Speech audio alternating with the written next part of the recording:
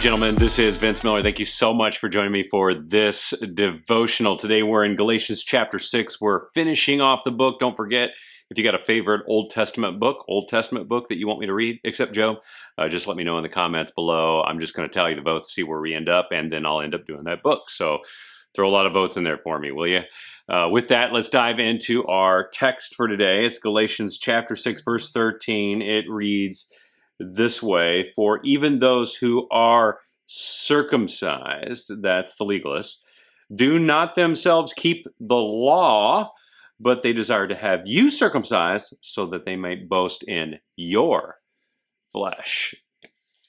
You know, one thing that's always true about religious legalists is that they're zealous. They don't lack zeal, do they? They passionately love their position, and they will go to great lengths to defend it. But the bottom line is that they're not concerned about God, even though they kind of appear to be. They're worried more about their methods or their systems or the processes or their behaviors. And in doing so, they end up taking their eyes off God, giving attention to their accomplishments, focused only on themselves. And that's why they boast. That's why they brag. They brag about what they've done, not about God.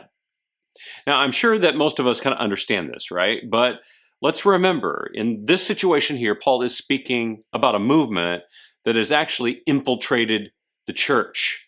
So he's confronting legalistic church leaders and their teaching within the church. So what would this look like in our time?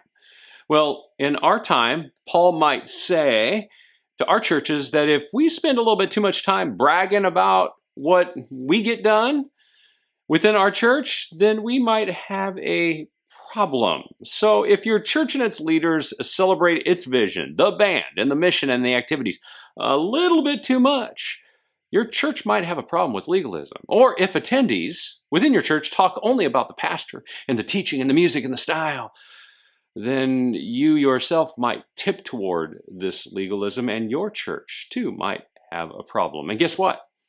None of these things matter. They don't matter at all. Because if they don't focus on the one thing that does matter, none of them matters. And the only thing that matters is Jesus. He is the center of all these things. We come to worship him, to sing about him, to learn about him, to serve him, and to give glory to him. Jesus is the center. It's his name that needs to be praised because he did all the work. I mean, he was the one who was righteous. He upheld the law. He provided the sacrifice. He gave eternal life. He sent the Spirit.